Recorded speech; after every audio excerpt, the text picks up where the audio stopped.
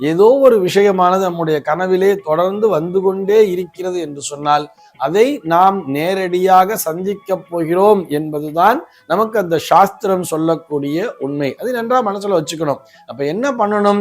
இறைவன் நம்மை அந்த ஆலயத்தை நோக்கி அழைக்கிறார் அப்படின்னு வரும் பொழுது நாம் இறைவனினுடைய சந்நிதியிலே இந்த பிரார்த்தனையை மட்டும் வைத்துக் கொள்ள வேண்டியது.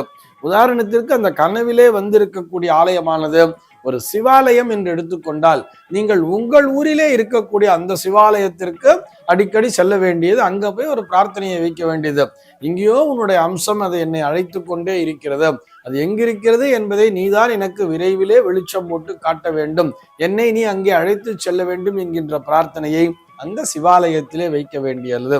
அல்லது அது ஒரு பெருமாள் கோவில் அல்லது ஒரு அம்பாள் கோவில் எடுத்துட்டேன்னா அது சம்பந்தப்பட்ட அதே மாதிரியான ஒரு உபூர்த்தத்தை உடைய ஒரு ஆலயமானது நம்ம பக்கத்திலே இருக்கும் தானே, நம்ம ஊர்லயே இருக்கும் தானே, அங்கே செல்ல வேண்டியது. அங்கே சென்று ஒரு அரை மணி நேரம் அமைதியாக அமர்ந்து கொண்டு ஒரு தியானத்தை செய்து ஒரு பிரார்த்தனையை செய்ய வேண்டியது.